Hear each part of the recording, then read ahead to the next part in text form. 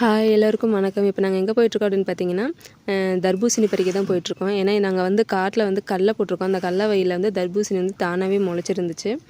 சரின்ட்டு அதை அப்படியே விட்டுருந்தோம். அதில் பார்த்திங்கன்னா ஒரே ஒரு பிஞ்சு வந்தது. அந்த விட்டுருந்தோம். அது நல்லாவே பெருசாகிடுச்சு. பாருங்கள், பார்த்தீங்கன்னா உங்களுக்கே தெரியும். நல்லா பழமாக நல்லா பெருசாகிடுச்சு. சரி, இன்றைக்கி பசங்களுக்கு சண்டே தான், அதனால் இன்றைக்கி பறிச்சுட்டு வந்து கட் பண்ணி கொடுக்கலாம் அப்படின்ட்டு போனோம். அது அவரே நானே பறிக்கிறேன் அப்படின்னு சொல்லி கட் பண்ணி பறிச்சுட்டு வந்தார்.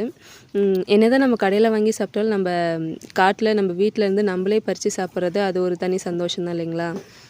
இப்போ அடிக்கிற வெயிலுக்கு பார்த்திங்கன்னா அவ்வளோ வெயில் அடிக்குது. அந்த மாதிரி டைமில் நம்ம இந்த மாதிரி ஃப்ரூட்ஸ்லாம் சாப்பிடும்போது நமக்கு வந்து உடம்புக்கும் நிறைய தண்ணி வாட்டர் கண்டென்ட் கிடைக்கும். பசங்களுக்கும் இந்த மாதிரி நம்ம அடிக்கடி வாங்கி கொடுக்குறது ரொம்ப நல்லது. நம்மளும் சாப்பிட்லாம். இதை கட் பண்ணும்போது பார்த்திங்கன்னா பக்கத்துலேயே நின்றுக்கிட்டே தான் இருந்தாங்க. அவனுங்க சாப்பிட்றது ஒன்று தான் சாப்பிடுவானுங்க, அதுக்கு மேலே சாப்பிட முடியாது. ஆனால் ஆளுக்கு 2 எடுத்து வச்சுட்டு எனக்கு வேணும் அப்படின்ட்டு கடைசியாக ஆளுக்கு ஒன்று ஃபுல்லாக சாப்பிட்டானுங்க.